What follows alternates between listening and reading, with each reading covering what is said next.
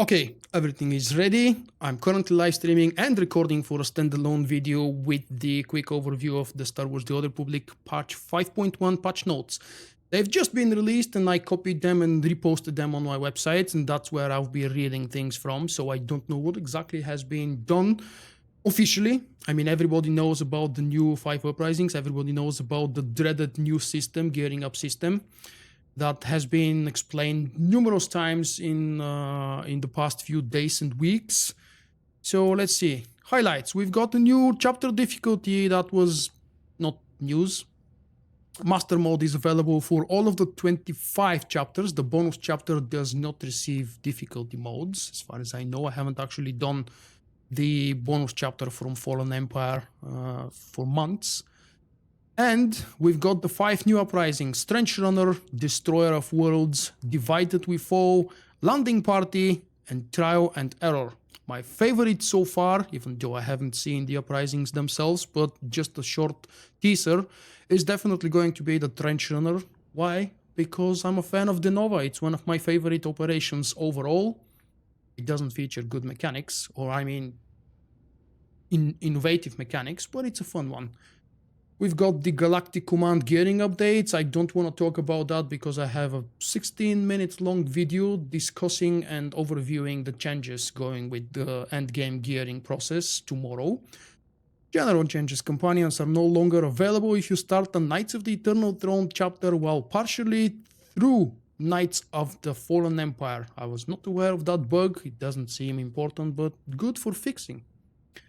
Dark vs. Light meta achievements have been granted to players who earned them. Hallelujah! Why would they remove those achievements? Did they expect nobody to raise a hand, raise an eyebrow, or something else? Raise a hammer, maybe? For the achievements being lost? They never admitted it was a bug. They just said, okay, we'll bring them back. If it was a bug, that's understandable. But if they attempted to remove those achievements intentionally, with the idea of bringing the event back next summer, maybe? That's ridiculous. They shouldn't have even thought about the possibility. So, next. Fix the conversation on Taris. Oh, okay. It's no longer possible to summon multiple caves stone rays during the mission Reclaimed Treasure. I haven't done that mission in ages. It's one of my most popular guides ever on my website. The Reclaimed Treasure Alliance recruitment mission. The Mir Alliance social ability focusing rituals channel time is no longer affected by alacrity. Really? That's in the patch notes. All achievements that require the party Jawa are not able to be completed with the celebration Jawa. That's cool. Defeating all of the Dark vs. Light world bosses now grants the expected achievements. Really cool. And it's only 2 months old. 2 months late for that fix. But it's good to be fixed nonetheless. I haven't done actually those bosses yet myself. And I don't think I want to. Any of you guys, please let me know here in the live stream or in the comment section if you're watching the standalone video. Do those bosses feature new mechanics, or is it just tank and spank with a few circles on the floor to avoid AoE or some sort of these things? Do these bosses actually present new challenge? Or maybe just lag and lack of fun equals a challenging boss? Let's see next. Defeating all of the dark side. Okay, the limit on Galactic Alliance statues has been increased to 50. Cool, because I have so many of them. Major Pierce now uses the correct health and level on Drummond Cass. The Alliance alerts Little Boss no longer has the incorrect contact listed. Okay. T7 customizations, and already mentioned that, now appears in cinematics in chapters. Hell yeah! How many of you guys ever used the little Jedi Knight droid companion in Fallen Empire and in Eternal Throne? Changing instances no longer causes companions to lose class buffs. This is a really good fix. Cartel Market, completely skipping. I don't care about Cartel Market. Classes and combat resolved an issue that was causing certain character created prior to 5.0 to receive additional charges of breaching shadow, static charge in some cases. Really? Okay. Companions no longer use shield abilities outside of combat. Adjusted the size of the effect for Vengeful Slam, Oil Slick, Sweeping Slash, Sweeping, Gunfire, Plasma Probe, Fusion Missile, Forcing Balance, Smash, Orbital Strike, Explosive Dart Grenade, Cyclone Slash, Code to Missile, and Code to Bomb to better match the ability's area of effect. Thank you, Barware. You could have done that a few years ago. Really good change, though. That's, I think, really important, not just for PvP, but for pretty much anything. Flashpoints and operations. Eternity Vault and Karaga's Palace now drop the same command experience item that other operations provide. What were they dropping until now? Since I haven't done a single operation in 5.0. Can you tell me, Zen? Or someone else maybe in the live chat? I don't know. Maybe they were dropping something less? Okay, Bolster is now properly applied to enemies in the Colicoid War Games flashpoints. It's a flashpoint I haven't done in months, not to say years. I can't really remember when was the last time I did it. It's the only flashpoint that cannot be soloed due to mechanics, not because it's tough. Items and economy. The Exarch Targeter's Offhand Blaster MK2 can now be sold to a vendor. Fine, it wasn't apparently available. All items that existed prior to patch 5.0 Valor restrictions have had their Valor requirements removed. New items were created with Valor ranks and placed on the PvP vendors. And the previous items are no longer available.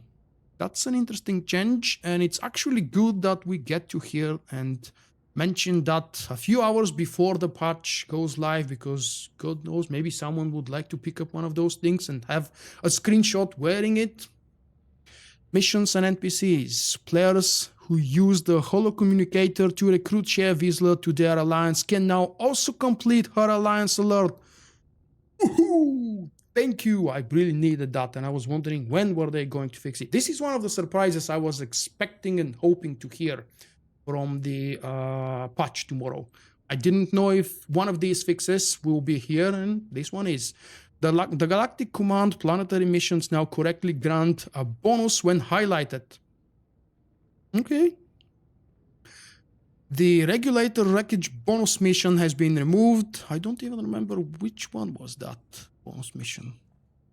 It is no longer possible to use shield, integrity, and anti-personnel rocket ammo items repeatedly during Chapter 16, the Battle of Udesson. Lord Unreal can no longer be duped into jumping to his own death, circumventing his encounter in the Fractured Uprising. In other words, that huge exploit everybody has been talking about has been fixed. And BioWare announced a week ago, 2 weeks ago, the people who used the exploit will not be punished. So don't worry, guys. For this exploit, they're not taking any action. Probably because it's a very small problem, and probably because everybody was doing it. Do I have a Discord server? Yes, I do. Me and Zen are currently on a Discord server, but it's only available to my patrons. I generally don't use Discord server for any other purposes, and I've decided to create one. This is not in the patch notes. I'm answering a question from the chat. I've decided to create a Discord server for my patrons to have an easier way to connect with them and them with me. It's no longer possible to use the shield. Oh, I read that already. The mission daily area on that now scales to player level as intended. Updated the companions available from the companion unlock terminal to include Zoom and Master Ranos. That's good, actually. Probably for those folks who can't really get them, because Zoom is locked from the bonus chapter and Ranos is locked from the Dark vs. Light event. And if you don't pick them, or maybe that's a spoiler. That's kind of a spoiler, I think. You probably have a chance to kill Master Ranos in the recruitment mission, because I personally haven't done the recruitment mission yet. For me, it wasn't available. Last one, fixed an issue that caused Vet and Torian to be unavailable from the companion unlock terminal under certain conditions. Do those conditions involve something you do to them or for them in Chapter 8 of Eternal Throne, I'm wondering? Probably. Miscellaneous fixed a number of cinematic issues. Cool. That's always cool to have. It should be somewhere up, not in the last row. And fixed a number of typos in missions, subtitles, and other text sources. I was hoping more for more from the patch notes. I was hoping for something that would surprise me. Honestly, the only thing I didn't know about, and I was hoping for it to be here, but I didn't know it will be, is the Shay visual fix for her own standalone recruitment mission, because that's something I was affected of and I wasn't able to do it. So yeah, this is a very quick, brief review or overview, whatever you want to call it, of the patch notes for patch 5.1. Tomorrow, the video will be released. For those of you folks watching live right now, I'll publish this portion as a standalone video for everybody else who is curious to catch up with the patch notes, specifically for folks who don't play the game regularly or have stopped playing it. It's always nice to catch up with the patch notes, and I hope that a little bits and pieces of personal opinion and little discussions that I attempt to provide would spice things up instead of just going to the website and reading the patch notes yourself. And with that, I think we're done. How about we continue with the uprisings?